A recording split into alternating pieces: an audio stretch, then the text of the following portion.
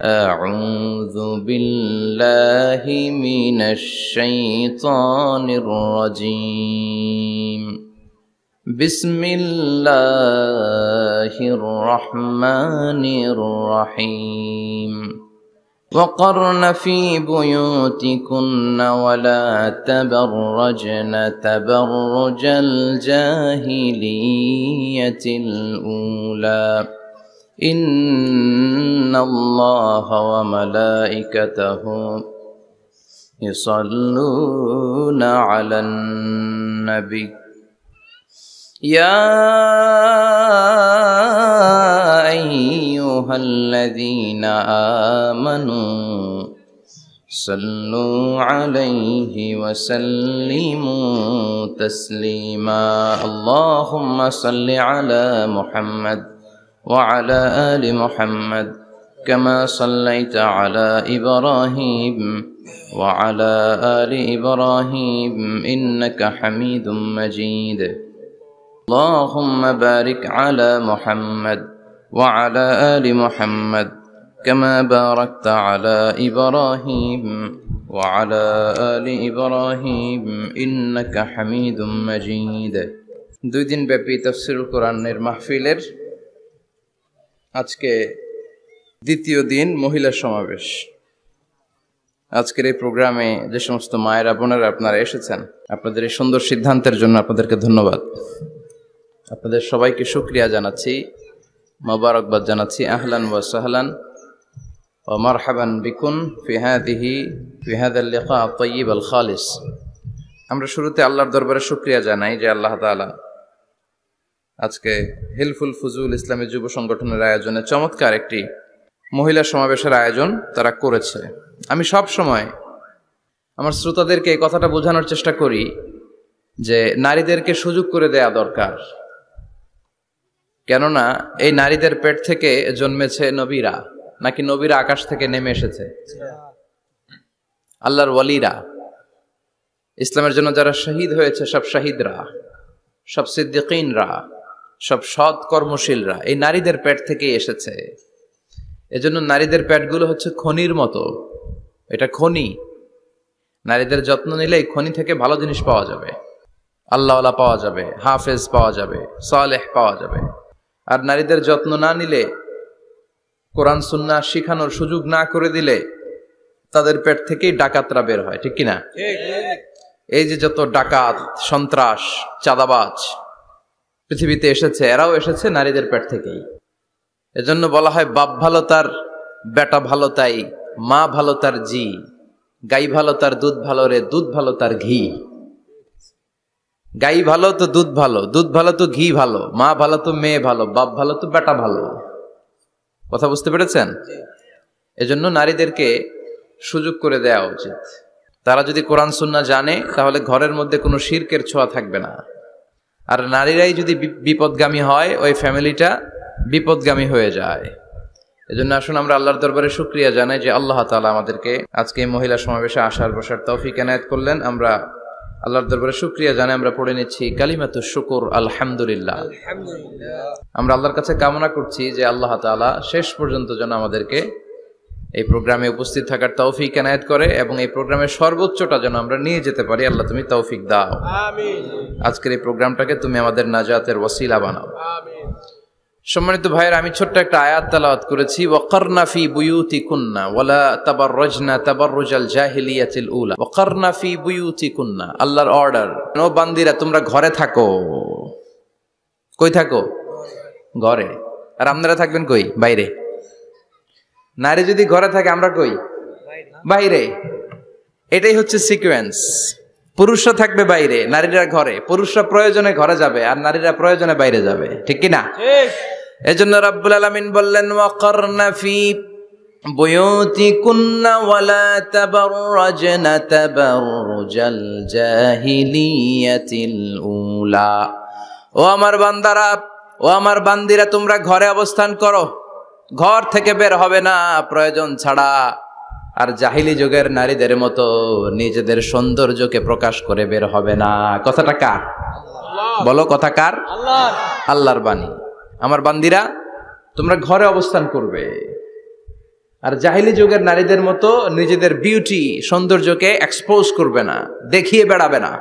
ঘরের মধ্যে তোমাদের অবস্থান, তার মানে নারীর মূল আবাস কেন্দ্র হলো ঘর। পুরুষ থাকবে বাইরে, পুরুষ কাজ করতে যাবে, চাকরি করতে যাবে, সমাজে নেতৃত্ব দিতে যাবে, রাতের বেলা বিশ্রামের জন্য ঘরে আসবে। আর নারী সারাদিন সারা সময় ঘরে থাকবে, ডাক্তারের কাছে যাওয়ার জন্য ঘরের বাইরে যাবে, জরুরি প্রয়োজনে ঘরের বাইরে যাবে, ঠিক কিনা? তাহলে ঘরটা বেসিক্যালি নারীদের, ঘর নারীদের দখলে, আর বাহিরটা আমাদের দখলে। এটা হচ্ছে আল্লাহর দেয়া সিকোয়েন্স। সুবহানাল্লাহ পড়েন। কিন্তু নারীরা এখন ঘর থেকে বাইরে বেরোতে শুরু করেছে। আল্লাহ সিকোয়েন্স দিলেন নারী থাকবে ঘরে, পুরুষ বাইরে। আমরা উল্টায় ফেলছি, এখন আমরা থাকি ঘরে, নারীরা চলে গেছে বাইরে। এজন্য জ্বালা যন্ত্রণা ফ্যামিলির ভিতরে বেশি না কম? আমি বলে থাকি যে নারীরা দুই জায়গায় খুব বেশি যায়, হুমড়ি খেয়ে পড়ে। এক যায় বাজারে, দুই যায় মাজারে, ঠিক কিনা? মাজারে যায় অনেক, ছেলে নাই মেয়ে নাই, ভাবে যে মাজার থেকে সন্তান পাওয়া যায়। এরকম আছে না নাই?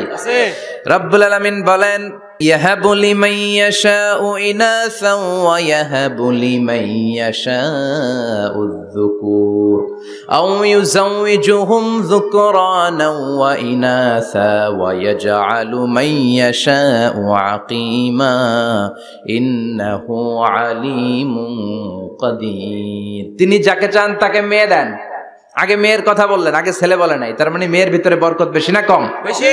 আল্লাহ যাকে চান তাকে মেয়ে দেন, আল্লাহ যাকে চান তাকে ছেলে দেন, আবার যাকে চান তাকে ছেলেও দেন মেয়েও দেন, আবার যাকে চান তারে ছেলেও দেন না মেয়েও দেন না। তিনি কে? আল্লাহ।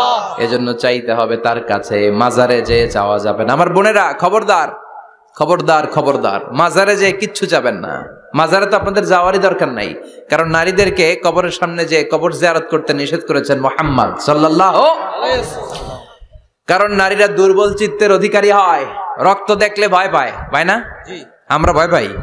আমরা তো জবাই করি, আমরা কুরবানির সময় আল্লাহু আকবার, রক্ত দেখলে আমরা ভয় টয় পাই না। নারীরা রক্ত দেখলে ভিড়কে ওঠে, ওরা ভয় পায়। এজন্য পৃথিবীর কোন দেশের সেনাবাহিনীর প্রধান, চিফ ইন মিলিটারি, আপনি নারী দেখাতে পারবেন না। পৃথিবীতে এতগুলো দেশ, কোন দেশের সেনাপ্রধান নারী আছে? থাকলে আমারে জানান। কোন দেশের বিচারপতি নারী আছে? নাই। কারণ এই ডিসিশনগুলো নিতে হলে অনেক বড় মাথা লাগে, অনেক সাহস লাগে। কিন্তু নারীরা রক্ত দেখলে ভয় পেয়ে যায়। সুবহানাল্লাহ পড়েন। কি ব্যালেন্স আল্লাহ করে দিলেন। এই জন্য খবরদার, মাজারে যে কিছু চাওয়া যায় না। মাজারে পড়ে থাকা ব্যক্তিটা আপনার মতোই ব্যক্তি। আল মাইয়িতু ফিল কবরি কাল গারিকু ফিল বাহরি। সাঁতার না জানা ব্যক্তি সাগরে পড়ে গেলে যেমন অসহায়, কবরে চলে গেলে মানুষ তেমন অসহায়। সে কিচ্ছু দিতে পারে না, বরং আপনি কবরের সামনে যে দোয়া করে তারে কিছু দিয়ে আসবেন, ঠিক কিনা? কথা বুঝতেছেন? এজন্য মায়েরা বোনেরা আবারও বলি, খেয়াল করে শুনবেন, মাজারে যাওয়া যাবে না, মাজার কেন্দ্রিক হওয়া যাবে না। চাইতে হবে কার কাছে? দিতে পারে একজন, তিনি কে? কেউ যেটা দেখে না দেখে কে? কেউ যেটা শোনে না শোনে কে? কেউ যেটা পারে না পারে কে? এজন্য চাইবো কার কাছে?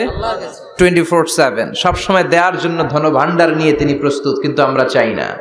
এজন্য মায়েরা যারা এতদিন মাজার কেন্দ্রিক ছিলেন, এই অভ্যাসকে আপনারা পাল্টে ফেলেন। মাজারেও যাবেন না, বাজারেও যাবেন না। জরুরি প্রয়োজনে হিজাব মেনটেন করে বাজারে যাওয়া যেতে পারে, কিন্তু এই কাজটা মূলত পুরুষদের। কাদের কথা বলেন? এজন্য আল্লাহ বললেন, ওয়াকারনা ফি বুয়ুতিকুন, নারী তোমরা ঘরে থাকো। কিন্তু ঘরে না থেকে এখন বাজার কেন্দ্রিক, মাজার কেন্দ্রিক, ঘরে থাকতে চায় না। ঘরেই যে আল্লাহ কত দায়িত্ব দিয়েছে নারীদের। এক একটা ঘর এক একটা ফ্যামিলি, এক একটা ফ্যামিলি এক একটা ইনস্টিটিউশন, প্রতিষ্ঠান। আর এই প্রতিষ্ঠানের এমডি, ম্যানেজিং ডাইরেক্টর হচ্ছে এক একটা মহিলা। চিল্লা এখন ঠিক কিনা? রব্বুল আলামিন নারীদেরকে ঘরের এমডি বানালেন, বাড়ির এমডি, ম্যানেজিং ডাইরেক্টর। অনেক কিছু ম্যানেজ করতে হয়। ফুড ম্যানেজমেন্ট জানা লাগে, কুকিং ম্যানেজমেন্ট জানা লাগে, রেয়ারিং আপ দ্য চিলড্রেন জানা লাগে, ডিপ্লোমাসিও জানা লাগে। কেমন করে রান্না করবে এটা জানতে হয়, কেমন করে ঘরকে ক্লিন রাখবে জানতে হয়, কেমন করে ছেলে মেয়েকে লালন পালন করতে হবে জানতে হয়, কেমন করে স্বামীর মন জুগিয়ে শাশুড়ির মন জুগিয়ে চলতে হয় সেটাও জানতে হয়। এটার বলে ডিপ্লোমাসি। কূটনৈতিক জ্ঞান না থাকলে আরেক বাড়ির মাইয়া নতুন এক বাড়িতে যাইয়া সবার সাথে মিলেমিশে চলতে পারে? কথা কন। তো আপনার ডিপ্লোমেসি জানা লাগে, আপনার food management, cooking management, washing management, rearing up the চিলড্রেনদেরকে কিভাবে বড় করতে হয় এটা জানতে হয়। তো এত দায়িত্ব ধুইয়া আপনার ম্যানেজিং ডাইরেক্ট দায়িত্ব ধুইয়া আপনি বাইরে যান কেন? কথা বলেন। এজন্য আল্লাহ বললেন ওয়াকারনা ফি বুয়ুতিকুন্না, ঘরে থাকবা। ঘরে থাকলে ওই ঘরটারে বরকতময় করে দেয় কে? আল্লাহ। দেখবেন যেই ঘরে নারী থাকতে পারে না ওই ঘরটা উস্কো খুস্কো, রুক্ষ, ভালোবাসার ছোঁয়া নাই, ওই ঘরের মধ্যে মাধুর্যতা নাই, প্রেম নাই, মমতা নাই, সব কেমন যেন অগোছালো। কারণ নারীর হাত পেলে একটা ঘর যেরকম সুন্দর হয়, নারীর হাত না লাগলে ঘরটাকে ওই রকম সুন্দর করে সাজানো যায়। মাঝে মাঝে আমরাও ঘর গুছাই, মাঝে মাঝে আমরাও ঘরকে পরিচ্ছন্ন করতে চাই, কিন্তু মেয়েরা যেমন করে সাজায় আমরা তেমন করে পারি নাকি? কথা কয় না? কথা বলেন। পারি পারি। আমরাও মাঝে মাঝে রান্না করি, মহিলা রান্না করলে যেই স্বাদ হয় আমাদেরটা ওইটা হয়। কথা বলেন। এজন্য আল্লাহ বললেন ওয়াকারনা ফি বুয়ুতিকুন্না, ঘরে থাকবা। পুরুষরা থাকবে বাইরে, তোমরা প্রয়োজনে বাইরে যাবা, আর পুরুষরা রাত্রি বেলায় বিশ্রামের প্রয়োজনে ঘরে আসবে। কার কথা? কার কথা?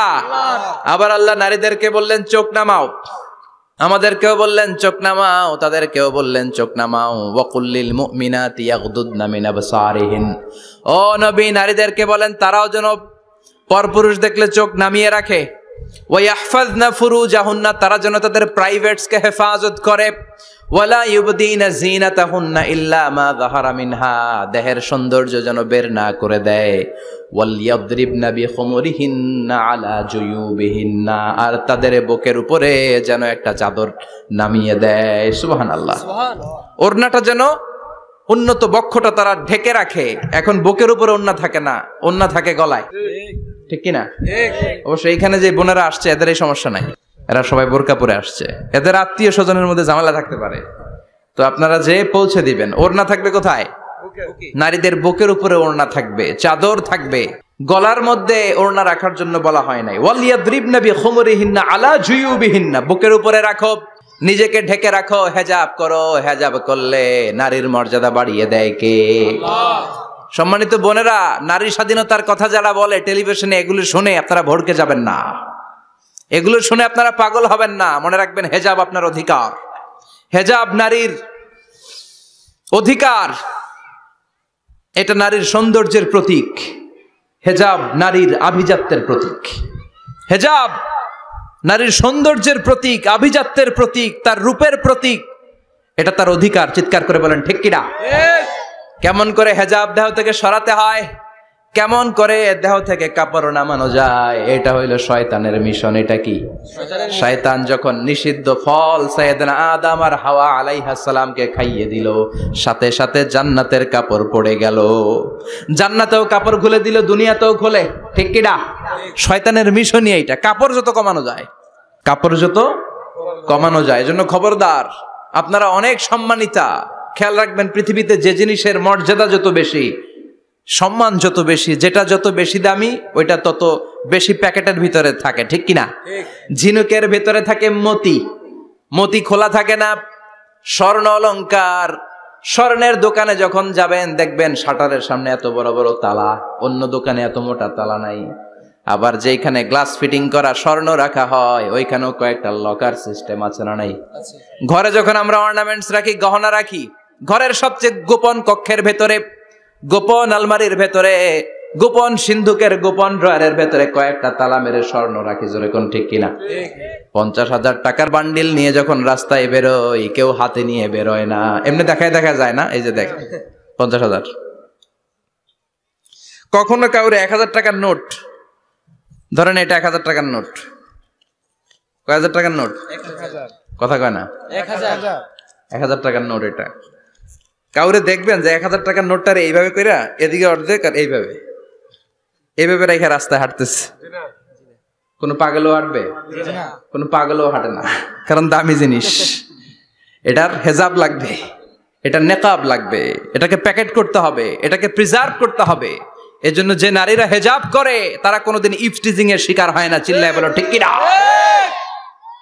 হেজাব যারা করে তারা বিপদে পড়ে না, কারণ হেজাব করলে এক একটা নারীকে জান্নাতের হুর পরীর মতো লাগে, ঠিক কিনা? সম্মানে মাথাটা নিচু হয়ে আসে। তাকাতে গেলেও ভয় লাগে। আল্লাহু আকবার, কি সম্মান আল্লাহ দিলেন। এজন্য আমার মায়েরা বোনেরা, আপনাদের সম্মান রব্বুল আলামিন হেজাবের ভেতরে রেখেছে। হেজাব হচ্ছে আপনার সিকিউরিটি। হেজাব কি? এটা আল্লাহর দেয়া আপনার জন্য সিকিউরিটি। আপনি আপনার সিকিউরিটিকে নষ্ট করতে পারবেন? এজন্য ইসলাম বলে খবরদার, নারী যদি কোনো দূরের জায়গায় সফর করে, দূরের রাস্তায় সফর করে, নারী যেই তো সম্মানিত, একা একা কোনো নারী যেতে পারবে না। সিকিউরিটির দরকার আছে না নাই? বডিগার্ডের দরকার আছে না নাই? কেউ যখন বাংলার জমিন থেকে মক্কায় উমরা করতে যায়, মাহরাম পুরুষ না থাকলে তারে ভিসা দেয়, কারণ সম্মানিতা, বডিগার্ড লাগবে। জানেন এটা? মাহরাম পুরুষ যদি না থাকে, এই মাহরাম হচ্ছে বডিগার্ড। মাহরাম পুরুষ না থাকলে উমরার ভিসা হয় না, হজের ভিসা হয় না, কারণ লম্বা সফর, আর যে সফর করবে সে সম্মানিতা। সম্মানিতা নারীর জন্য সিকিউরিটির দরকার আছে না নাই? বডিগার্ড লাগবে কি লাগবে না?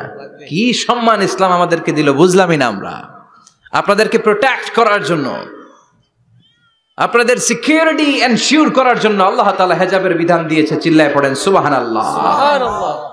এজন্য নারীর সম্মান, নারীর মর্যাদা রব্বুল আলামিন হেজাবের ভেতরে দিয়েছে।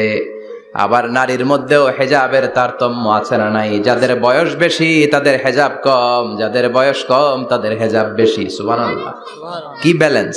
কিন্তু রাস্তায় দেখবেন নানির হাতে হাত মোজা, নানি নাতনি, নানির হাত মোজা আছে, পা মোজা আছে, গায়ে বোরকা আছে দুইটা, সাথে ষোড়শী অষ্টাদশী তরুণী তন্নি যুবতী নাতনিটার বুকের মধ্যে কাপড় নাই, গলায় আছে ওড়না, আছে না নাই? তার মানে পুরাই উল্টা। দরকার ছিল নাতনির হাতে মোজা, পায়ে মোজা, দুইটা বোরকা। নানির গায়ে কাপড় না থাকলেও সমস্যা নাই, হালকা কাপড় পরে নানি বের হইছে, সমস্যা নাই। কোন রকম চাদর গায়ে দিয়ে নানি বের হইছে, সমস্যা নাই। কিন্তু নাতনির গায়ে বোরকার দরকার আছে না নাই? হাত মোজা, পা মোজার দরকার আছে না নাই?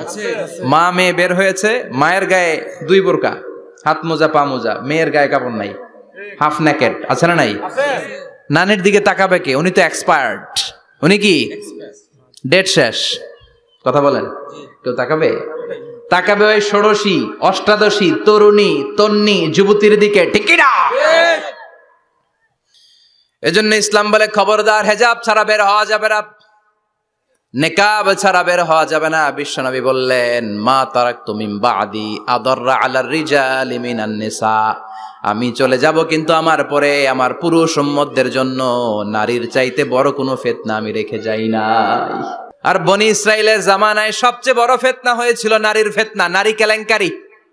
এই জন্য নারীরা, বোনেরা, আপনাদেরকে সাবধান থাকতে হবে। নারীর ফিতনা বড় ফিতনা। নারী ভালো হলে সবচেয়ে ভালো, নারী খারাপ হলে নারীর চেয়ে খারাপ কেউ হতে পারে না।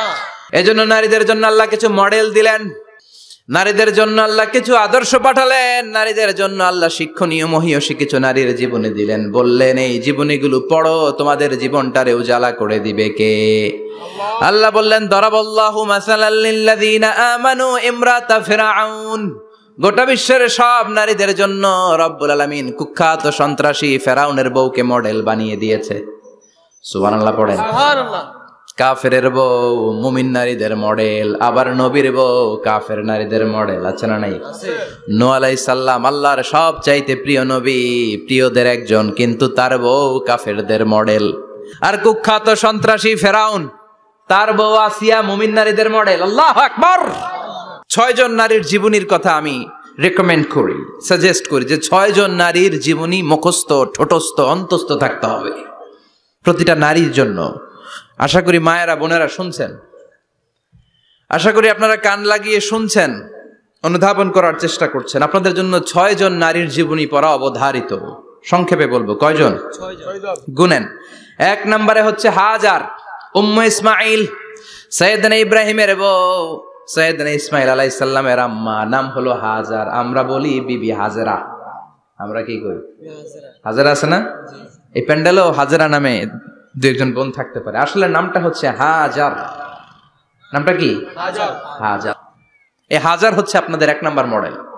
2 নাম্বার কুখ্যাত সন্ত্রাসী ফেরাউনের বউ আসিয়া আপনাদের 2 নাম্বার মডেল। 3 নম্বরে ঈসা আলাইহিস সালামের আম্মা মারিয়াম আলাইহিস সালাম আপনাদের মডেল। বিশ্বনবীর প্রথম বউ খাদিজা আপনাদের মডেল। বিশ্বনবীর একমাত্র কুমারী বউ মা আয়েশা আপনাদের মডেল। আর বিশ্বনবীর কলিজার টুকরা সাইয়্যিদাতুনা ফাতিমা আপনাদের জন্য মডেল। সুবহানাল্লাহ পড়ে। কয়জন? 6 জন। জোরে বলেন। 6 জন। প্রথমে কার নাম বলেছি? হাজার। দ্বিতীয় আসিয়া, 3 নাম্বার মারিয়াম, 4 নাম্বার খাদিজা, 5 নাম্বারে আয়েশা, 6 নাম্বারে ফাতিমা। সুবহানাল্লাহ পড়ে। বিশ্বনবী বলেছেন কামুলা মিনার রিজালে কাসির, পুরুষদের মধ্যে কামেল পুরুষের অভাব নাই। ওয়ালাম ইয়াকমুল মিনান নিসা ইল্লা আরবা, নারীদের মধ্যে কামেল নারী হচ্ছে 4 জন। কয়জন? 4 জন। এরপরে আবার বাড়ালেন আয়েশার কথা, আবার বাড়ালেন ফাতেমার কথা, মোট হয়ে গেল 6 জন। সুবহানাল্লাহ পড়েন। সুবহানাল্লাহ। মোট কয়জন? 6 জন। আসুন এই 6 জনের জীবনী থেকে একটা একটা করে শিক্ষা আমরা মনে রাখার চেষ্টা করি, তাহলে জীবন উজালা হয়ে যাবে। কয়টা করে শিক্ষা? হাজার আলাইহিস সালাম, ওনার জীবনী থেকে শিক্ষা হচ্ছে তাওয়াক্কুল আলাল্লাহ, বিপদে আপদে সবসময় ভরসা কার উপর? আল্লাহর উপর। আমাইয়া তাওয়াক্কাল আলাল্লাহি ফাহুয়া হাসবু, যে ব্যক্তি আল্লাহর উপর ভালো করে তাওয়াক্কুল করে একমাত্র আল্লাহই তার জন্য যথেষ্ট হয়ে যায়। সুবহানাল্লাহ। সুবহানাল্লাহ। সুবহানাল্লাহ পড়ছেন? পড়েন সুবহানাল্লাহ। সুবহানাল্লাহ। হাজার আলাইহিস সালাম, ওনার জীবনী থেকে শিক্ষা হচ্ছে আল্লাহর উপর তাওয়াক্কুল। সাইয়েদনা ইব্রাহিম আলাইহিস সালাম সাইয়্যিদাতুনা হাজারকে নিয়ে, দুধের বাচ্চা ইসমাইলকে নিয়ে মক্কার মরুজমিনের মাঝখানে রেখে আসলেন। মানুষ নাই, প্রাণী নাই, খাওয়ার পানি নাই, কোনো পশু পাখি নাই, আকাশের পাখিও নাই, কেউ নাই, একটা মাত্র পানির মশক। একটা মশকের ভেতরে সামান্য কিছু পানি। দুধের বাচ্চা ইসমাইলকে নিয়ে সাইয়্যিদাতুনা হাজার দাঁড়িয়ে রইলেন। কোনো কথা না বলে বিবি আর বাচ্চাকে রেখে চলে যাচ্ছেন। চোখের পানি ছেড়ে সাইয়্যিদাতুনা হাজার ডেকে বললেন, ইব্রাহিম একটু দাঁড়াও। কথা নাই, বার্তা নাই, কিছুই বললা না। কি আমার অপরাধ? কেন এই ধুধুমরু প্রান্তরে আমাকে দুধের বাচ্চাটারে রেখে গেলা? শুধু একটা কথাই জানতে চাইবো, এই যে আমাদেরকে রেখে পাষণ্ডের মতো তুমি চলে যাও, এটা কি তোমার নিজের ইচ্ছায় নাকি আল্লাহর ইচ্ছায়? সাইয়েদনা ইব্রাহিম কোনো কথা না বলে শুধু প্রশ্নের উত্তর দিলেন, বললেন আল্লাহর ইচ্ছায়। কার ইচ্ছায়? নবীরা নিজের ইচ্ছায় কিছু করে না, যেটাই করে করে কার ইচ্ছায়? আল্লাহর ইচ্ছা। সাইয়্যিদাতুনা হাজার বললেন, ইদান লা ইউদাইয়ুনাল্লাহ, তোমার ইচ্ছায় যদি আমাদেরকে রেখে না যাও, আল্লাহর ইচ্ছায় যদি রেখে যাও, তাহলে আমার ভরসা আছে আল্লাহ আমাদেরকে নষ্ট হতে দিবে না, আল্লাহ আমাদেরকে কোনো কষ্ট দিবে না, আমার আল্লাহই আমার জন্য যথেষ্ট। সুবহানাল্লাহ। আপনারে মায়েরা যারা আছেন, আপনাকে আর আপনার 2 সন্তানকে নিয়ে আপনার স্বামী সিলেটের হাকালুকি হাওরের মাঝখান দিয়ে রেখে আসছে। কি করবেন? পিছনে পিছনে দৌড়াবেন, গালাগালি শুরু করবেন। যদি বলে আল্লাহর ইচ্ছায় তোমারে রেখে গেলাম, জীবনেও মানতে চাবেন না, বলবেন তোরেও বাদ দিলাম, তোর আল্লাহরেও বাদ দিলাম। আছে না নাই? কিন্তু সাইয়্যিদাতুনা হাজার কেমন নারী ছিলেন, একটা টু শব্দ করেন নাই। শুনতেছেন? কেন ইমাজিন, কল্পনা করতে পারেন? ধুধুমরু প্রান্তর, খাওয়ার কিছু নাই, পান করার কিছু নাই, কথা বলার মতো একটা মানুষ নাই, রৌদ্রের তাপ মরুভূমির বালুর উপরে এমন ভাবে পড়ে। সৌদি আরবের মরুভূমি যারা দেখেছেন, প্রচন্ড বালুর মধ্যে চাল রেখে দিলে চালগুলো মুড়ি হয়ে যায়। ওই প্রচন্ড মরুভূমির মধ্যে দাঁড়িয়ে বললেন, যদি আল্লাহর ইচ্ছা হয়, আমার আল্লাহ আমার জন্য যথেষ্ট। ঠিকই আল্লাহ যথেষ্ট হয়েছেন। এই মহিলাকে দিয়ে মক্কা আবাদ হয়েছে। মক্কায় কোনো মানুষ থাকতো না, এখন মক্কায় গেলে জায়গা পাওয়া যায় না। 25 লক্ষ লোক আমরা হজ করেছি এবার। প্রতিদিন 3 লক্ষ 4 লক্ষ মসজিদুল হারাম একসাথে জামাত। জুমার নামাজের দিন 5 লক্ষ 7 লক্ষ 10 লক্ষ হয়ে যায়। এতগুলো মানুষ আগে ছিল না। সব হলো সাইয়্যিদাতুনা হাজারের ইমানের ফসল। সুবহানাল্লাহ। এই নারী এখানে থাকলেন, আল্লাহর উপর ভরসা করে ইমানের পরীক্ষা দিতে লাগলেন। একদিনের ব্যবধানে খাওয়ার পানির মশকের পানি শেষ। ইসমাইল আলাইহিস সালামের পায়ের ধাক্কায় জমজমের পানি এলো। জুরহুম নামক একটা গোত্র যাচ্ছিল, তারা এসে ওনার হাতে মুরিদ হলো। সুবহানাল্লাহ।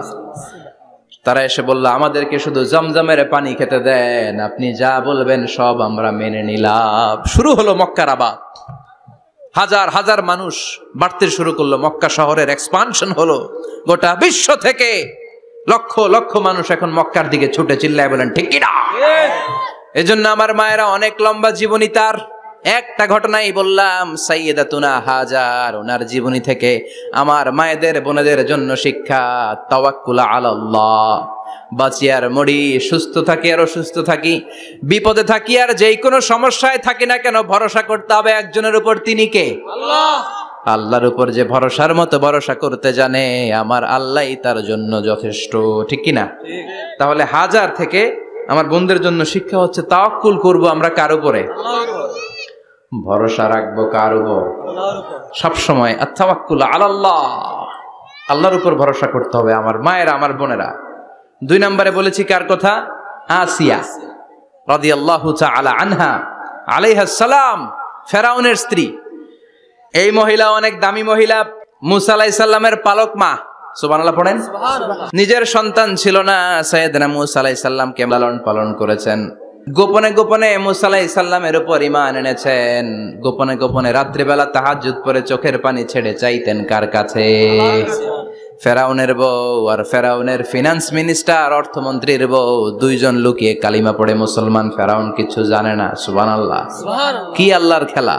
ফেরাউন লক্ষ লক্ষ বনি ইসরাইলের ছোট্ট বাচ্চাকে জবাই করেছে একটা বাচ্চাকে ঠেকানোর জন্য। নাম কি? মুসা। আর ফেরাউনের ঘরে আল্লাহ মুসাকে বড় করলেন। কোন সুবহানাল্লাহ। লুকিয়ে লুকিয়ে ঈমান আনলো। ফেরাউনের বউ আসিয়া, অর্থমন্ত্রীর বউ, 2 জন মিলে ফেরাউনের কাছে ঘটনা পৌঁছে গেল, খবর পৌঁছে গেল। ফেরাউন ডেকে পাঠালো। দুধের বাচ্চাকে নিয়ে ফেরাউনের অর্থমন্ত্রীর বউ হাজির। কুখ্যাত সন্ত্রাসী ফেরাউনের নিজের বউ আসিয়াও হাজির। ফেরাউন বলে, এক আল্লাহর উপর কুফরির ঘোষণা দে, আল্লাহকে বলে যা, আমার পায়ের সামনে সেজদা দে, আমি মাফ করে দেব। আসিয়ার এক কথা, জীবন যাবে কিন্তু ঈমান যাবে না। ফেরাউনের অর্থমন্ত্রীর স্ত্রীরও এক কথা, যে আল্লাহর কাছে আমরা মাথা নত করেছি, পৃথিবীর কোন শক্তির কাছে ওই মাথা আর নত হতে পারে না। ফেরাউন বলল, তাই নাকি? দেখি তোদের ঈমানের পাওয়ার কত বড়। অর্ডার করলো, বিশাল বড় পাতিল নিয়ে আসো, কড়াই নিয়ে আসো, কড়াই ভর্তি তেল গরম করতে শুরু করো। টকবক টকবক করে কড়াইয়ের মধ্যে গরম তেল। ফেরাউন বলে, ও অর্থমন্ত্রীর স্ত্রী, তোমারে অনেক ভালো জানতাম, এখনই আমার পায়ের সামনে সেজদায় লুটিয়ে পড়ো, আল্লাহরে ছাড়ো, আমি তোরে ছেড়ে দেব। অর্থমন্ত্রীর বউ বলে, এত সোজা না। সুবহানাল্লাহ বলেন। কি ঈমান?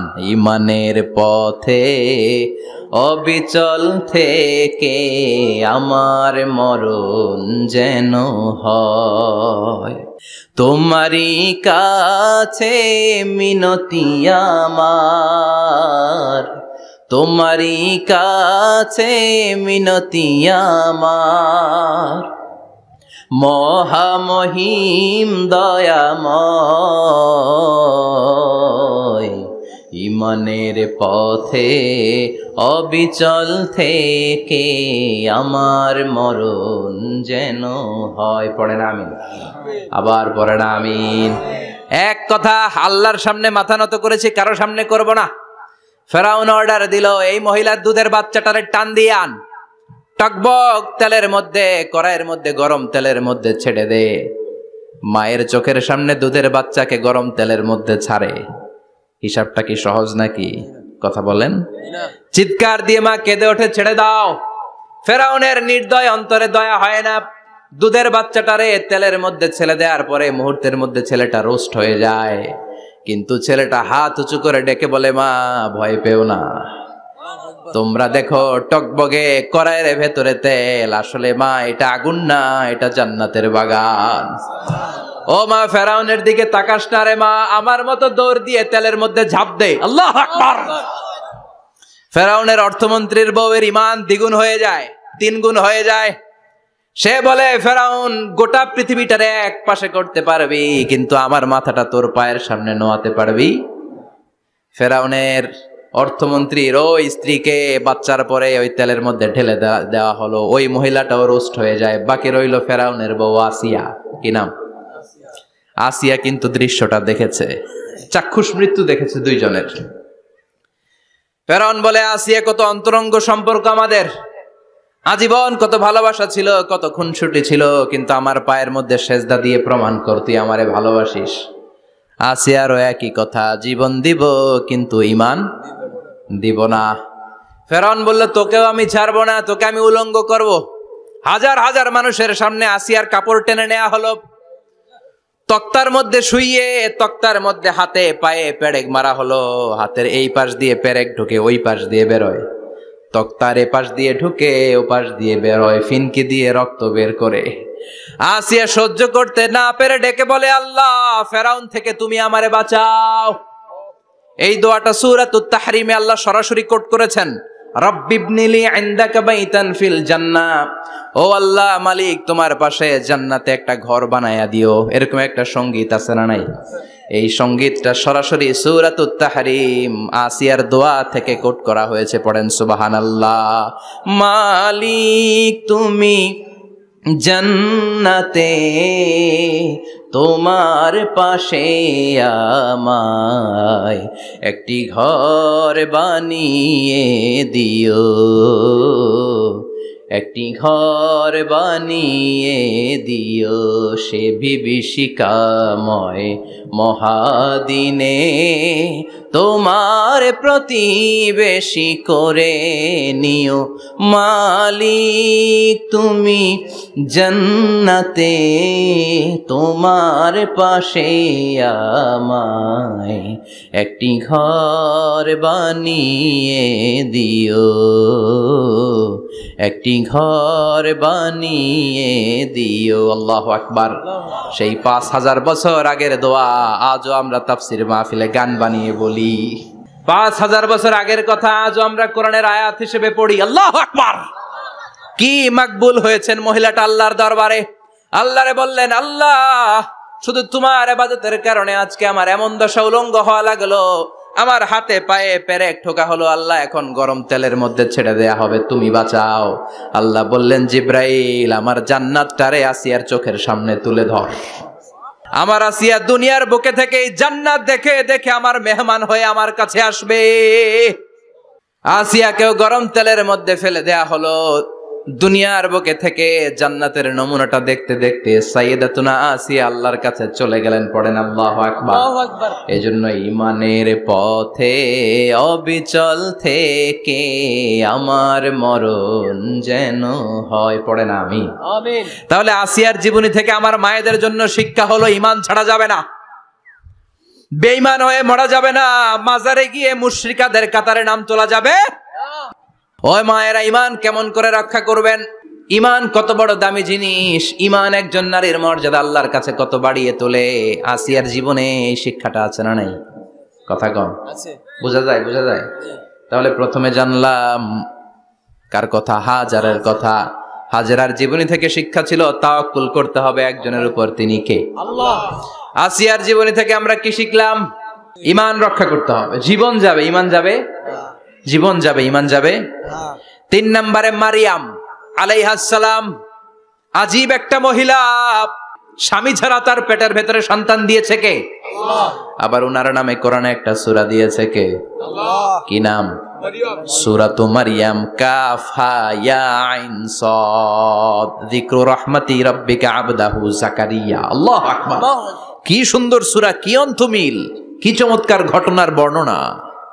উনার নামেও সূরা, উনার ফ্যামিলির নামেও সূরা। উনার আব্বার নাম ইমরান, মায়ের নাম হান্না বিনতে ফাখুজ। উনাদের ফ্যামিলিটা আল্লাহর কাছে এত প্রিয়, আল্লাহর একটা সূরা দিলেন ইমরানের পরিবারের সূরা। কোন সুবহানাল্লাহ। কোরআনের ৩ নাম্বার সূরা, সূরাতু আলে ইমরান। কি নাম? সূরাতু। আবার কোরআনে আল্লাহ ওনাকে বলেছেন সিদ্দিকা, মানে সত্যবাদী নারী। আবার আল্লাহ বলেছেন ওয়ালাইসা যাকারু কাল উনসা, এটা এমন মেয়ে কোন পুরুষ এই মেয়ের মতো হতে পারে? ওনার মা হান্না বললেন, আল্লাহ, আমার পেটে ছেলে না মেয়ে আমি জানি না। যখন মারিয়াম পেটে, আল্লাহ, ছেলে হোক মেয়ে হোক, বাইতুল মুকাদ্দাসের খাদেম হিসেবে তুমি কবুল করে নাও। আমার পেটে যা আছে তোমার জন্য মানত করে দিলাম। কিন্তু ভূমিষ্ঠ করার পরে দেখে মাইয়া, ভূমিষ্ঠ করার পরে দেখে কি? মেয়ে। ভাবছিল ছেলে, ছেলে হইলে খাদেম হবে, এখন মেয়ে। আল্লাহ বলে, চিন্তা করো না, সাধারণ মেয়ে না। ওয়ালাইসা যাকারু কাল উনসা, এটা এমন মেয়ে কোন ছেলেরাও এই মেয়ের মতো হতে পারে। এই মেয়েকে দিয়ে দেওয়া হলো। Baitul Maqdis, one of the major 3 mosques in Islam, ইসলামের সর্বশ্রেষ্ঠ 3টা মসজিদের একটা। এই বাইতুল মুকাদ্দাসের খাদেমা ছিল উনি। মসজিদ ক্লিন করতো আর ইবাদত করতো, ইবাদতে মশগুল হয়ে থাকতো, পাগল পাড়া হয়ে থাকতো, চক্ষু বন্ধ করে আল্লাহর কথা স্মরণ করতো। মর্যাদা আল্লাহ এত বাড়িয়ে দিলেন, আনসিজনাল যত জান্নাতি ফল সব সামনে এসে হাজির হয়ে যেত। ওনার খালু জাকারিয়া এসে বলতেন, আন্না লাকে হাদা, ও মারিয়াম এই ফল তো এই সিজনে ফিলিস্তিনে নাই, পাইলা কই? তিনি বলতেন, হুয়া মিন ইনদিল্লাহ, রব্বুল আলামিন জান্নাত থেকে ফলের ব্যবস্থা করেছে। কোরআন সাক্ষী, আন্না লাকে হাদা, কোত্থেকে এই ফ্রুট পাইলা? আনসিজনাল, এটা তো এখানে নাই।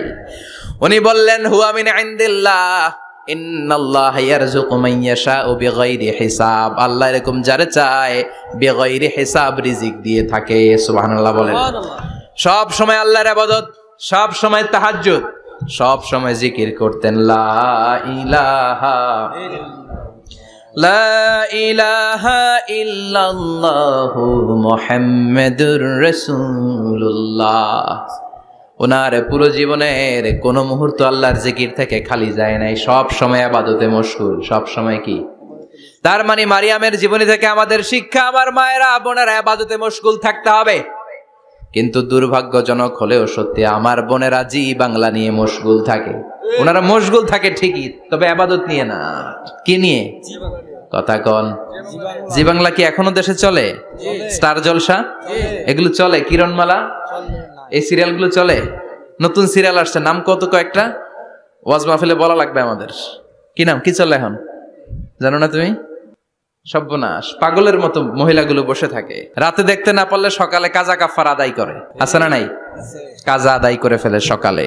খবরদার, জি বাংলা, স্টার জলসা, হিন্দি মুভি নিয়ে মশগুল থাকা যাবে না আমার বোনেরা। আপনিই পারেন আপনার ফ্যামিলিটারে জান্নাতে ফ্যামিলি বানাতে, আপনিই পারেন পরিবারটারে শান্তিময় করতে। নারী ভালো তো পরিবার ভালো। এজন্য মারিয়াম আলাইহিস সালামের জীবনী থেকে আমার বোনদের জন্য শিক্ষা, ঘরের সব কাজ শেষে অবসর যেই সময়টা পাবো ইবাদতে মশগুল হয়ে যাব, ঠিক কিনা? ইবাদতে মশগুল থাকার দরকার আছে না নাই? তাহলে মারিয়ামের মতো আপনাদের মর্যাদাও বাড়িয়ে দিবে কে? কয়জনের জীবনী গেল? আর বাকি কয়জন শুনবেন? কষ্ট হচ্ছে? এরপরে বিশ্বনবীর প্রথম বউ খাদিজা। কি সুন্দর নাম, খাদিজা বললে ভালো লাগে না? প্রথম নারী যিনি কালিমা পড়ে ইসলাম ধর্ম গ্রহণ করেছেন, আমাদের আম্মা জান।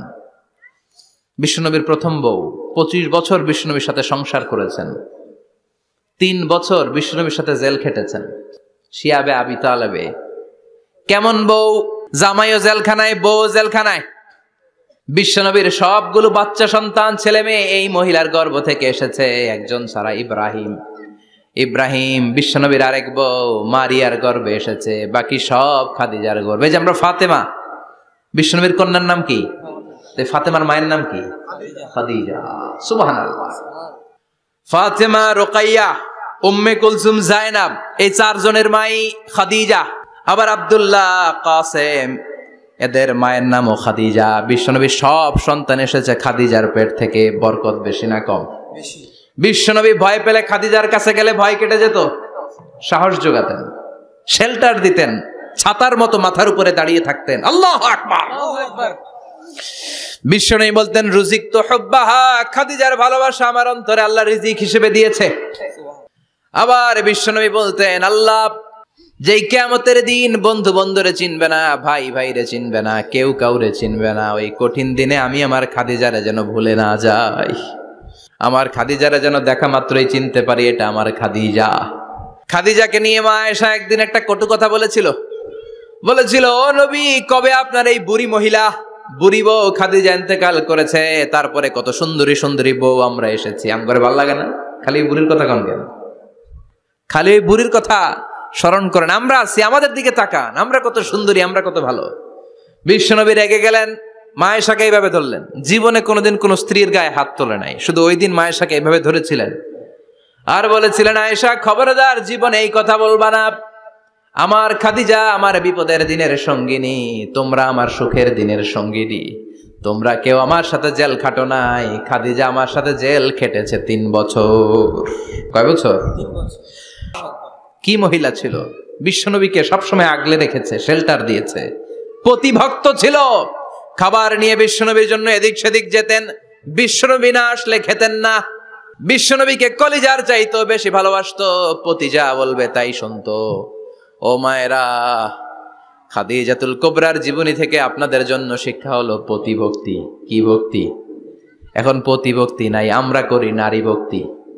এখন নারী নির্যাতন কমে গেছে বাংলাদেশে, বেড়ে গেছে পুরুষ নির্যাতন। কথা কন। এখন আমরা ভক্তি করা লাগে। আমরা ভক্তি না করলে ঘরে খাওয়ান নাই, এরকম ঝামেলা আছে না নাই? কথা বলেন। আপনাদের নাগাইশের মহিলারা অনেক ভদ্র। নাগাইশের মহিলারা নিশ্চয়ই পতিকে অনেক ভক্তি করে। মায়েরা, বোনেরা, আপনার স্বামী যদি আপনার উপরে নাখোশ থাকে, আপনার এবাদত আপনাকে বাঁচাতে পারবে না। বিশ্বনবী ফাতেমাকে বললেন, ফাতেমা তুমি বিশ্বনবীর মেয়ে হতে পারো, কিন্তু আলী যদি তোমার উপরে নাখোশ থাকে তোমার সব শেষ, সব শেষ। আবার বিশ্বনবী বললেন, আমি যদি এক আল্লাহ ছাড়া কারো সামনে মাথাটা নত করার বিধান দিতাম, এক আল্লাহ ছাড়া যদি কাউকে সেজদা করতে আমি বলতাম, আমি দুনিয়ার সব নারীদের বলতাম স্বামীর পায়ে সেজদা দিয়ে পড়ে থাকো। কি সম্মান আল্লাহ দিলেন স্বামীকে। আপনার জান্নাত আপনার স্বামীর ভেতরেই। স্বামীকে সন্তুষ্ট করেন, স্বামীর আনুগত্য করেন, দেখবেন ফ্যামিলিটা সুন্দর হবে। আর স্বামীরা স্ত্রীদেরকে ভালোবাসেন, স্ত্রীদেরকে ভালোবাসার গল্প শোনাবেন, দামি দামি শাড়ি কিনে দিবেন, তার স্ত্রীর সাথে প্রেম নিবেদন করেন, ভালোবাসা নিবেদন করেন। সংসারটারে শান্তিপূর্ণ করে দিবে কে? তার মানে খাদিজাতুল কুবরার জীবনী থেকে শিক্ষা কি? বললা গেছি কি শিক্ষা? পতিভক্তি। কি ভক্তি? স্বামীকে ভক্তি করা লাগবে, তা না হলে জান্নাত নাই। এরপরে বিশ্বনবীর একমাত্র কুমারী বউ নাম কি? আয়েশা। বিশ্বনবী বললেন, উরিতুকি ফিল মানামি সালাসা লায়াল। আয়েশা, বিয়ের আগে তোরে কিন্তু আমি 3 বার স্বপ্নে দেখছিলাম। সুবহানাল্লাহ কইবেন না? সুবহানাল্লাহ। বড্ড খুশি হয়ে গেলেন আয়েশা। এরপরে বললেন, 3 বার স্বপ্ন দেখার পরে তোমার ব্যাপারে মনের মধ্যে কেমন কেমন যেন ভালো লাগে। তারপরে একটা ছোট্ট কাগজের মধ্যে, জান্নাতি কাগজ, রেশমি কাপড়ের মধ্যে তোমার চেহারাটা এনে জিব্রাইল বললেন, দেখেন নবী কেমন লাগে। আমি কইলাম ভালো লাগে। কার মেয়ে? আপনার বন্ধু আবু বকরের মেয়ে, বিয়ে করবেন নাকি? বিশ্বনবী বললেন, ও জিব্রাইল, তুমি যদি ঘটক হও, আল্লাহ যদি হয় কাজী, আমি মুহাম্মদ বিয়েতে রাজি। সুবহানাল্লাহ। সুবহানাল্লাহ পড়েন। সুবহানাল্লাহ। বিয়ে হয়ে গেল, কিন্তু ঘরে দামি ফার্নিচার নাই, টাকা পয়সাও তেমন নাই, কিন্তু আছে খালি সুখ। আছে কি? যেটা টাকা দিয়ে কিনা যায়? টাকা দিয়ে বাড়ি কিনা যায়, গাড়ি কিনা যায়, সুখ কিনা যায় নাকি? টাকা দিয়ে বিছানা কিনা যায়, বালিশ কিনা যায়, ঘুম কিনা যায় নাকি? কথা বলেন। এজন্য সুখ দেয়ার মালিক কে? আল্লাহ। দোকানে সুখ পাওয়া যায়? নাগাইশ বাজারে তো সুখ বেচে না? বেচতে নিয়ে যাইতাম আজকে গাড়িতে করে। সুখ বেচে? কথা কন। সুখ পাওয়া যায় না। সুখ দেয়ার মালিক একজন, তিনি কে? আল্লাহ। মা আয়েশা একমাত্র কুমারী বউ। আদর করে তিনি ডাকতেন হুমায়রা, আবার মাঝে মাঝে ডাকতেন ইয়া আইশু। আয়েশা না, আয়েশু, সংক্ষেপ। এত ভালোবাসতেন মা আয়েশাকে। মা আয়েশা গ্লাসের যেই জায়গা দিয়ে পানি খেতেন, বিশ্বনবী ওই জায়গায় মুখ লাগিয়ে পানি খেত। মা আয়েশা গোশতকে হাড্ডি ফেলে দিলে বিশ্বনবী ওই হাড্ডিটা নিয়ে চষতে শুরু করে দিত। সুবহানাল্লাহ। এক বালতি থেকে পানি নিয়ে 2 জনে গোসল করত। আবার বিশ্বনবী মাঝে মাঝে বায়না ধরতো, মাঝে মাঝে রাগও করত। সুবহানাল্লাহ কোন। স্বামী স্ত্রীর মধ্যে একটু রাগ আছে না নাই? রাগ থাকলে ওইটারে আবার ভালোবাসায় পরিণত করে দেয় কে? রাগ না থাকলে ভালোবাসা তো ভালোবাসাই না। রাগ থাকতেই হবে, তাইলেই ভালোবাসার মর্ম বোঝা যায়। চিল্লায় বলেন ঠিক কিনা? ক্ষুধা না থাকলে খাবারের মর্যাদা বোঝা যায় না। সারাদিন পেট ভরা, খাওয়ার মজা বুঝবেন? ক্ষুধা, প্রচন্ড ক্ষুধা, তৃষ্ণার্ত, লেবুর শরবত পাইলে অমৃতের মতো লাগবে। প্রচন্ড ক্ষুধা, হাজি বিরিয়ানি পাইছেন 1 প্লেট, ইচ্ছে মতো খাবেন, কিন্তু পেট ভর্তি, হাজি বিরিয়ানি খাওয়া যাবে? এজন্য রাগ না থাকলে ভালোবাসা যে কত দামি, ভালোবাসা যে আল্লাহর পক্ষ থেকে কত বড় নেয়ামত বোঝা যায় না। মাঝে মাঝে মা আয়েশা রাগ করতেন। শুনতেছেন? জি। বিশ্বনবী বলেন, আয়েশা কখন তুমি রাগ করো, কখন তুমি আমারে ভালোবাসো আমি বুঝি। সুবহানাল্লাহ পড়েন। মা আয়েশা বললেন, কেমনে বোঝেন?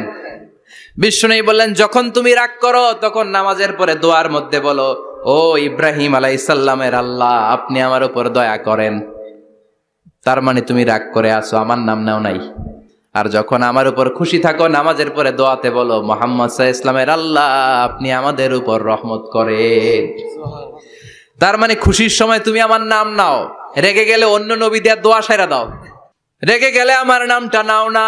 মা এসে বলে, নবী গো, আমি তো শুধু নামটাই মুখ দিয়ে নেই না, কিন্তু কলিজা থেকে তো আপনারে বাদ দিতে পারি না। আল্লাহু আকবার, কি ভালোবাসা! মা এসে বলতেন, আমি যখন বিশ্বনবীর সাথে শীতের রাতে এক ল্যাপের নিচে ঘুমাতাম, তখনও জিব্রাইল ওহী নাজিল করতো। সুবহানাল্লাহ নাই? সুবহানাল্লাহ। কোন স্ত্রীর সাথে অন্তরঙ্গ বসবাসের সময় কোরআনের ওহী নাজিল হতো না। একমাত্র মা আয়েশার সাথে যখন এক বিছানার এক ল্যাপের নিচে দুইজন শুয়ে আছে, কোরআনের আয়াত নাজিল করছে কে? আবার মা আয়েশা বলছেন, আমার কারণে ও মুসলিম উম্মাহ তোমরা তায়াম্মুমের বিধান পেয়েছো। ফাতায়াম্মামু সাঈদান তাইয়্যিবা। মা আয়েশা একটা যুদ্ধে গিয়েছিলেন, যুদ্ধ থেকে ফেরার পথে মা আয়েশার গলার লকেট নাই। মাঝে মাঝে হয় না, মহিলা গলার লকেট পায় না, পুরা বাড়ি আগুন করে ফেলাইছে, লকেট নাই, লয়ে গেল রে, নিয়ে গেল রে, হারাইলাম রে। মা আয়েশার লকেট নাই। লকেট হারানোর পরে মা আয়েশা কান্নাকাটি। বিষ্ণু বললেন, থামো।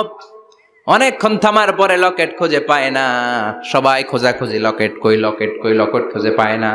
ওদিক দিয়ে মাগরিবের নামাজের সময়ও শেষ, নামাজের সময় শেষ। আর যেই জায়গায় লকেট খোঁজার জন্য থামা হয়েছে, ওই জায়গায় আবার পানি নাই, পানি সামনে, পানির দিকেও যেতে পারে না, লকেটও খুঁজে পায় না, নামাজও পড়া যায় না। সব সাহাবীরা মিছিল শুরু করছে, আবু বকর রে ধর, ধর, ধর, আবু বকর রে ধর। আবু বকরের মেয়ের কারণে নামাজ আমাদের চলে যাচ্ছে। সাইয়েদনা আবু বকর ঘটনা বেসামাল দেখে আয়েশার কাছে গেল, যে দেখে বিশ্বনবী মা আয়েশার কোলের মধ্যে, ল্যাপের মধ্যে মাথা দিয়ে শুয়ে আছে। রাগের চোটে বুখারীর বর্ণনা, আঙ্গুল নিয়ে মা আয়েশার পেটের মধ্যে দিল এক খোঁচা। লকেট হারাইলি কেন? তোর জন্য বাইরে মিছিল চলে, তোর জন্য বাইরে সব সাহাবারা বলে নামাজ পড়তে হবে, সময় নাই। ও আবু বকর, আপনার মেয়ের কারণে এই কাণ্ড। খাসরা মানে কুমর। আবু বকর মা আয়েশার খাসরাতে এত জোরে গুতা মেরেছেন, মা আয়েশা বললেন, এই গুতার কারণে আমি অনেক দূরে চলে যাওয়ার কথা ছিল ব্যথার চোটে, কিন্তু যাই নাই, কারণ কোলে কে? কোলের মধ্যে বিশ্বনবীর মাথা। নড়ে গেলে বিশ্বনবীর ঘুম ভেঙে যাবে, ব্যথাটা হজম করেছি, নড়ি নাই। আল্লাহ তখন আয়াত নাজিল করলেন, ফালাম তাজিদু মাআন ফাতায়াম্মামু সাঈদান তাইয়্যিবা। ও সাহাবারা, মিছিল বন্ধ করো। কোন নারীর বিরুদ্ধে মিছিল করো? এই নারীর সাথে তো বিয়ে আমি সরাসরি বিশ্বনবীর দিয়েছি। যাও, ওজুর জন্য টেনশনে ছিলা, টেনশনের দরকার নাই। আয়েশার কারণে আজকে নতুন করে একটা বিধান দিলাম, আজ থেকে যদি ওজুর পানি না পাওয়া যায়, বালুর মধ্যে 2 হাত বাড়ি মেরে তায়াম্মুম করো, নামাজ পড়ে নাও, কবুল করে নিবে কে? এই মা আয়েশার লকেট হারানোর কারণে তায়াম্মুমের বিধান নাজিল হয়েছে। কোন সুবহানাল্লাহ। মা আয়েশা বলতেন, আমার কোলে মাথা রেখে বিশ্বনবী শেষ নিঃশ্বাস ত্যাগ করেছে, আবার আমার ঘরের মধ্যেই বিশ্বনবীর কবর। সুবহানাল্লাহ। বিশ্বনবীর কবরটা কিন্তু মা আয়েশার ঘরের মধ্যে। এখনো বিশ্বনবীর কবর যেই জায়গায়, এই জায়গায় মা আয়েশার ঘর ছিল। সুবহানাল্লাহ। কোন 2210টি হাদিস বর্ণনা করেছেন। কত? কথা কয় না, 2210টা। ফ্যামিলির হাদিস বর্ণনার জন্য মা আয়েশাকে আল্লাহ তাআলা বিশ্বনবীর ট্যাপ রেকর্ডার বানিয়ে পাঠিয়েছেন। যাই বিশ্বনবী বলতেন, ট্যাপ রেকর্ডের মতো রেকর্ড করে সব সাহাবীদের কাছে বর্ণনা করতেন। কত কবিতা উনি নিজে জানতেন, নিজেই জানে না। কত মাসালা যে জানতেন, তার কোনো হিসাব নাই। ইলমুল ফারায়েজ, বাপ মরলে, ছেলে মেয়ে থাকলে কে কতটুকু সম্পদ পাবে, মা আয়েশার চেয়ে এই বিধান মদিনায় কেউ জানতো না। বিশ্বনবীর ইন্তেকালের পরে সাহাবাদের মধ্যে কোনো মাসালা নিয়ে কনফিউশন হলে সব সাহাবারা আম্মা জান আয়েশার কাছে এসে সলিউশন নিয়ে যেতেন। সুবহানাল্লাহ। কোন বিশ্বনবী যা বলেছেন সব মুখস্থ রেখেছেন, সব জ্ঞানের কথা ছড়িয়ে দিয়েছেন, সব সময় পড়াশোনা করতেন। সুবহানাল্লাহ। তার মানে মা আয়েশার জীবনী থেকে আপনাদের জন্য শিক্ষা হচ্ছে জ্ঞানার্জন, জ্ঞানানুরাগী হতে হবে। কি হতে হবে? জ্ঞানানুরাগী। বুখারীর বঙ্গানুবাদ পাওয়া যায়, কোরআনের বঙ্গানুবাদ পাওয়া যায়, ইসলামিক অনেক ভালো ভালো রাইটারের বই পাওয়া যায়, ঠিক কিনা? এগুলো পড়ার দরকার আছে না নাই? অনেকে বলে, হুজুর আমার ছেলেটা মোবাইল ছাড়া কিছু বোঝে না। কি কয়? মোবাইল ছাড়া কিচ্ছু বোঝে না। হুজুর মোবাইল দিলে ঠান্ডা, মোবাইল নিলে কান্দে, এরকম আছে না নাই?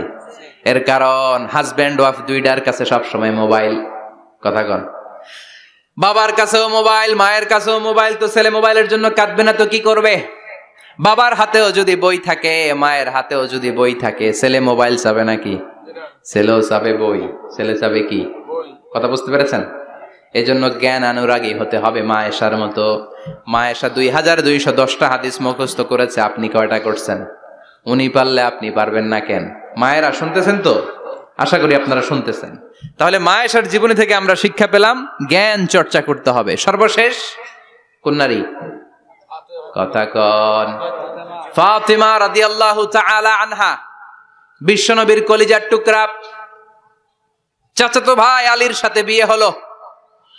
আলী যখন প্রস্তাব দিল ফাতেমার কাছে, যে বলে, ও ফাতেমা রাজি আছো কিনা? চুপচাপ, কথা কয় না। বিশ্বনবী বুঝলেন রাজি, দুইজনকে বিয়ে পড়িয়ে দিলেন।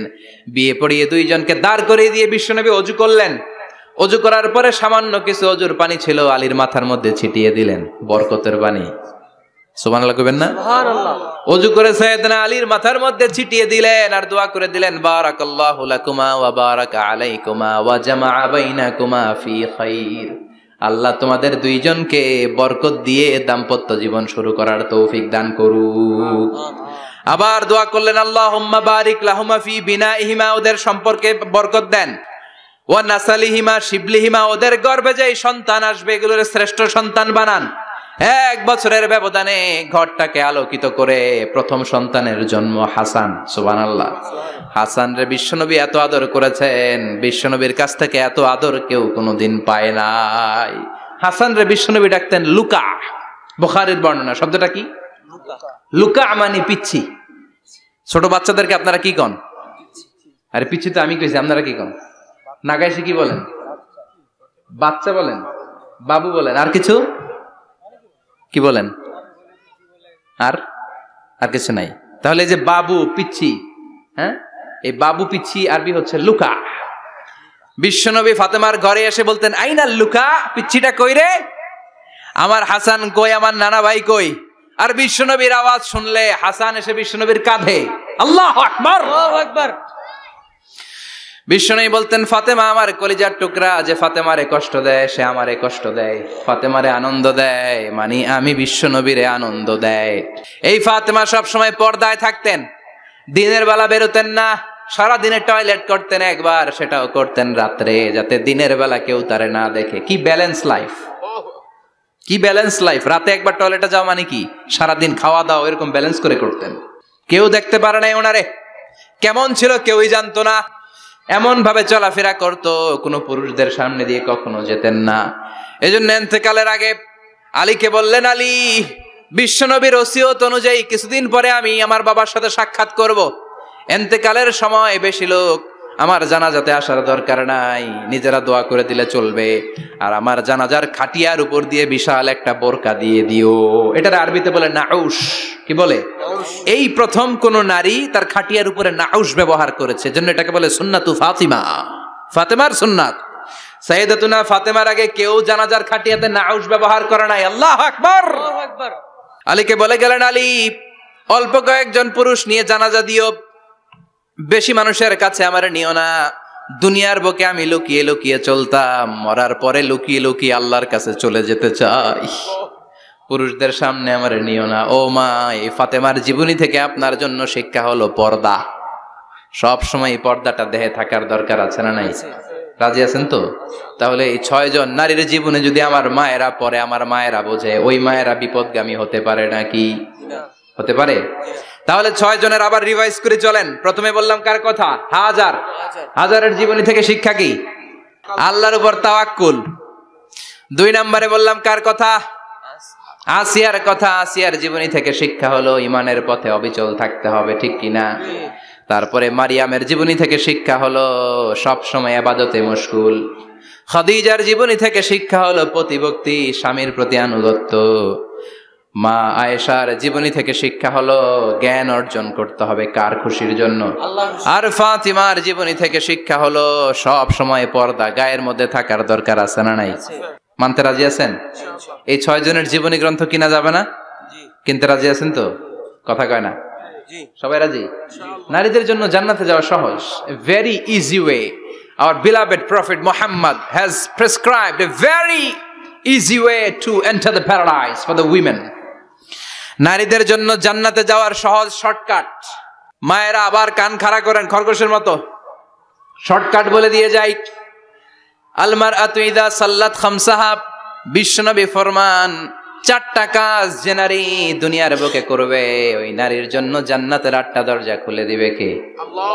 1 নম্বর, আল মারআতু ইযা সাল্লাত খামসাহা, 5 ওয়াক্ত নামাজ যে মেয়েরা পড়বে, সামাত শাহরাহা, যারা রমজানের রোজা রাখবে, আতাআত বালাহা, স্বামীর আনুগত্য করবে, হাফিজাত ফুরুজাহা, লজ্জাস্থানের হেফাজত করবে। এই 4টা কাজ যে নারীরা করবে 8টা জান্নাতের দরজা তাদের জন্য খুলে দিবে কে? আল্লাহ। সহজ হয়ে গেল না? মাত্র 4টা। কয়টা? 4টা। আরো জোরে বলেন কয়টা? 4টা। মাত্র 4টা কাজ। আর কিছু কাজ করতে বিশ্বনবী নিষেধ করেছেন। জামার উপর দিয়ে পারফিউম মেখে যেতে নিষেধ করেছেন মুহাম্মদ সাল্লাল্লাহু আলাইহি ওয়াসাল্লাম। আইয়ুমা ইমরাআতিন ইস্তা'তারাত, যেই মহিলারা পারফিউম মেখে বের হলো পুরুষদের দৃষ্টি আকর্ষণের জন্য, কিয়ামতের দিন জিনাকারিনীদের কাতারে ওদেরকে দাঁড় করাবে কে? আল্লাহ। অনেক মহিলারা আছে ঝাঁঝালো পারফিউম দেয়, আছে না? টেম্পুর মধ্যে বসাই যায় না, না? সিএনজিতে বসছেন, এদিকে বসছে খালাম্মায়, হায় হায়। মায়েরা খেয়াল করে শুনেন, আপনাদের ড্রেস কেমন হবে? নাম্বার 1, আপনার পুরো দেহটা ঢাকা থাকতে হবে। যে ড্রেস পরবেন you should cover your whole body. শুধু হাতের এই 2 কবজি আর চেহারা খোলা রাখতে পারবেন, তবে চেহারা ঢেকে রাখা উত্তম। একজন মহিলা বোরকা পরছে কিন্তু চেহারা খোলা, তার হেজাব হয় নাই, পর্দা হয় নাই, এটা বলা যাবে? কিন্তু উত্তম হচ্ছে চেহারা ঢেকে রাখা, কারণ চেহারা সৌন্দর্যের রাজধানী। Face is the capital of beauty, ঠিক কিনা? চেহারা দেখলাম তো সব বোঝা গেল, ঠিক কিনা? কেমন মাধুর্যতা আছে, দেখতে কেমন সুন্দরী কিনা সব বোঝা যায়। এজন্য চেহারাটাও ঢেকে রাখবেন, চোখটা খোলা রাখবেন। বিশ্বনবীর স্ত্রী উম্মে সালামা বলে, দেখার জন্য আমার 2 চোখের দরকার নাই, লাগবে 1 চোখ। উনি আরেক চোখের মধ্যে আরেক কাপড় দিয়ে রাখতেন, এমনি তাকাইতেন। সাহাবারা বলতেন উনারা দেখলে আমরা দিতাম দৌড়, ভয় লাগতো। চোখ একটা দেখা যায় আর একটা খোলা, ওনারা দেখে আমরা এদিক সেদিক পালিয়ে যেতাম। আবার অনেক মহিলারা পা ঢাকে না, পা কিন্তু পর্দার অন্তর্ভুক্ত। সব সময় মেয়েরা পা মোজা পরে বেরোতে হবে, পা দেখানো যাবে না। হাদিসে এসেছে শুধু হাত এতটুকু, পা কিন্তু পর্দার অন্তর্ভুক্ত।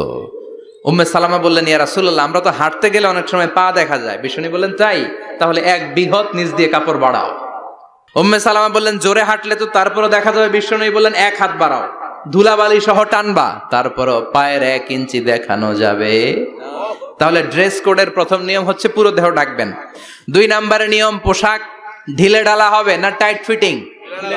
আরো জোরে বলেন। আছি আমরা কোন জামানায়, লাজ শরম গেছে হারায়, পাতলা শাড়ির বাহার, পাখি ড্রেস লেহেঙ্গা, পোশাক দেখে নারীর লাজে মরে যাই, হায় হায়। আছি আমরা কোন জামানায়, লাজ শরম গেছে হারায়, ঠিক কিনা? লাজ শরমের বালাই নাই। ঢিলে ঢালা হবে, টাইট ফিটিং হতে পারবে না। মোটা কাপড়ের হবে, এই যে আমার জুব্বা দেখছেন, আমি মহিলাকে পোশাক পরে ফেলেছি কিন্তু হেরা পরে না, এরকম মোটা হবে। মোটা কাপড়, কিচ্ছু দেখা যায় না, বাইনোকুলার দিয়েও দেখা যাবে না। আবার ঢিলে ঢালা আছে না নাই? আমরা পুরুষরা যে এটা পরি, এটা দিয়ে 3 মহিলার কাপড় হয়, ঠিক কিনা? কাপড় পরতে চায় না তারা, ওদের পোশাক আমরা নিয়ে নিচ্ছি। তার মানে ঢিলে ঢালা হবে, মোটা কাপড়ের হবে, টাইট ফিটিং হতে পারবে। আবার পুরুষদের পোশাক হতে পারবে। এই 4টা নিয়ম মেনে যে যেই ধরনের পোশাক পরেন, চাদর পরেন সমস্যা নাই, শাড়ি পরেন সমস্যা নাই, ব্লাউজ পরলে ফুল হাতা পরবেন সমস্যা নাই, মেক্সি পরলেও সমস্যা নাই, বোরকা পরলেও সমস্যা নাই, কিন্তু পোশাকটা শালীন পোশাক হতে হবে। কি পোশাক? সবাই বলেন, শালীন পোশাক। পুরুষদের পোশাক পরা যাবে না, কারণ বিশ্বনবী লানত করেছেন ওই নারীদেরকে যেই নারীরা পুরুষদের মতো সাজতে চায়। এরকম আছে না নাই? দেখলে বোঝা যায় না কোনটা ছেলে কোনটা মেয়ে, আছে না নাই? ইসলাম যে মর্যাদা আপনাদেরকে দিয়েছে আর কেউ দিয়েছে নাকি? ইসলাম বলে প্রথম সন্তান কন্যা সন্তান হলে ঘরের মধ্যে বরকত, আছে না নাই? মিন বারাকাতিল মারআতি তাবকিরুহা বিল ইনাস। একটা মেয়ের মধ্যে বরকত বেশি না কম কেমনে বুঝবেন? তার প্রথম সন্তান যদি মেয়ে হয় তাহলে বুঝবেন এই মেয়েটা বরকতওয়ালা মেয়ে, এই মেয়ে আপনার জীবনে অনেক কিছু নিয়ে আসবে। সুবহানাল্লাহ কইতে পারেন না? কিন্তু অনেক ডাকাইত আছে, মেয়ে হইলে অখুশি হয়, ছেলে হইলে পাড়ার সবারে জিলাপি খাওয়ায়, পাড়ার সবারে মিষ্টি খাওয়ায়, মেয়ে হইলে কিচ্ছু খাওয়ায় না, আছে না নাই? কিন্তু আমরা মেয়ে হলে খুশি হব। কার কার প্রথম সন্তান মেয়ে? হাত তোলেন। হ্যাঁ, অনেকে আছে তো মাশাআল্লাহ, আপনারা অনেক বরকতময়। আলহামদুলিল্লাহ, হাত নামান। আমারও প্রথম সন্তান মেয়ে, তিনটাই মাইয়া। জান্নাত একটা আমার দিয়েন, তার মানে 3 জান্নাতের মালিক। মাশাআল্লাহ, আল্লাহ বাইরে তুমি কবুল করো। তার মানে কোন ঘরে যখন মেয়ে আসে, আল্লাহ বলে ঘরটা বরকতময়। মেয়েটা যখন বড় হতে শুরু করে, মেয়েটা ভাইয়ের জন্য বরকতময়। মেয়ে যখন বিয়ের উপযুক্ত হয়, বাবার জন্য বরকতময়। 2 মেয়ে মানে বাবার 2 জান্নাত, 3 মেয়ে মানে 3 জান্নাত। সুবহানাল্লাহ। আবার যখন স্বামীর কাছে যায়, ইসলাম বলে ওই স্বামী আল্লাহর কাছে সেরা, যেই স্বামী বউয়ের কাছে সেরা। বউ যদি আপনারে ভালো বলে, আপনি আল্লাহর কাছে ভালো। বউ যদি খারাপ বলে, আপনি আল্লাহর কাছে খারাপ। তার মানে ব্যালেন্স করেছে ইসলাম। স্বামীরও আনুগত্য করতে বলেছে, আবার স্বামীকেও বলেছে স্ত্রীকে ভালোবাসতে। ঠিক কিনা কথা বলেন?